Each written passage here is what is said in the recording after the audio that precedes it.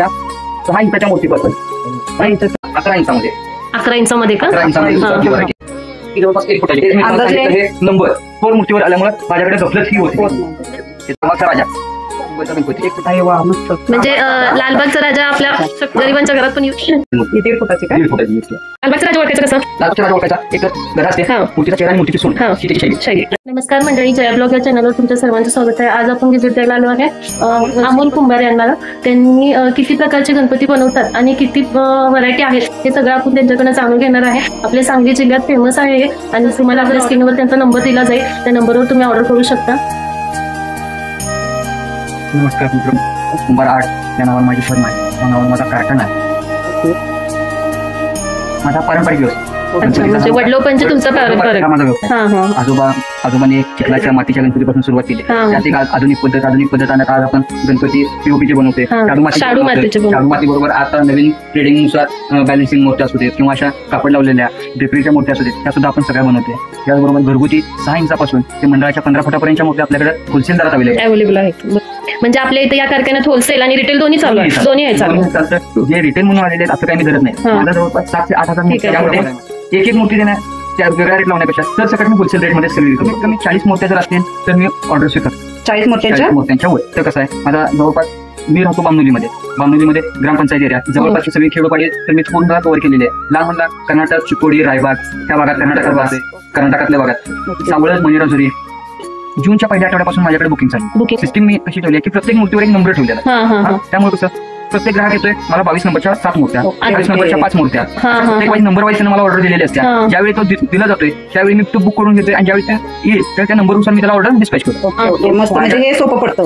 त्याला आणि प्रत्येक मूर्तीवर गफलत होईल यासाठी मी पण काय केलेलं आहे, प्रत्येक मूर्तीवर एक नंबर मी प्रिंटिंग देतो.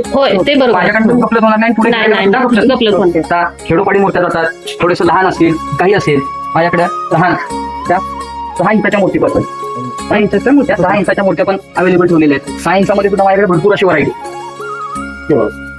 वाव, मस्त गणपतीचा आवडीचा पदार्थ आहे, त्यामुळे छान आपला गणपती दिसतो. त्यानुसार लहान मध्ये समजा 11 इंचामध्ये 11 इंचामध्ये का? 11 इंचामध्ये व्हरायटी आहे. ओके, मस्त. तुमच्याकडे कच्चा माल पण मिळतो का? कच्चा माल सुद्धा. बाळूमामाची एक मूर्ती बघा इथे, बाळूमामाची मूर्ती आहे, परत कृष्ण अवतार मूर्ती आहे.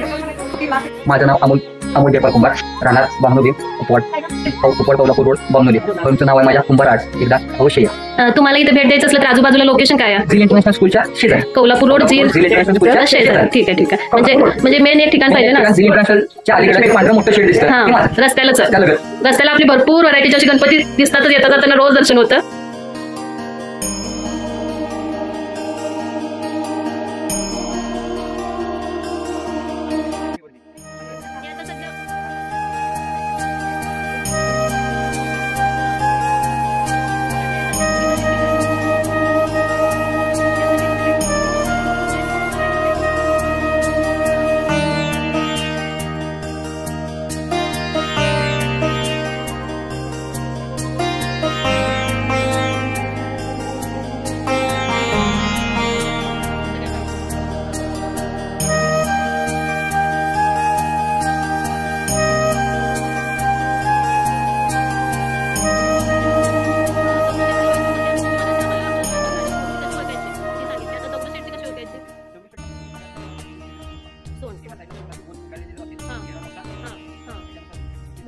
ओळखली जाते. अच्छा, बऱ्याच लोकांना माहित नसतं ना दगडूशेठची मूर्ती, कारण कोण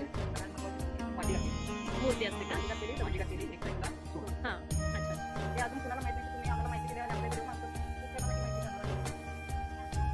झालं.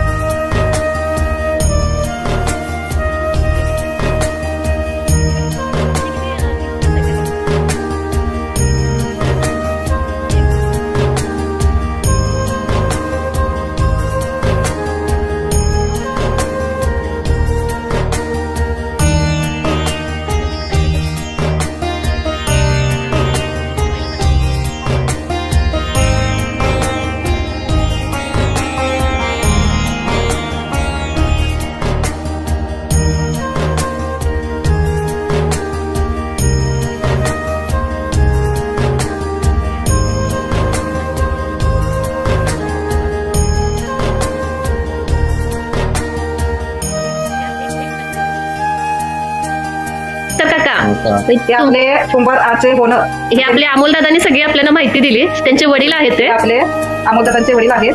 तर दादा आपला हा किती वर्षाचा व्यवसाय आहे? केव्हापासून व्यवसाय करता तुम्ही? कुरुंबार होता म्हणजे आपलं पारंपरिक पहिला तरी त्याचं मातीच्या मूर्ती, त्यानंतर आता प्लॅस्टिक चालू शाडूच्या.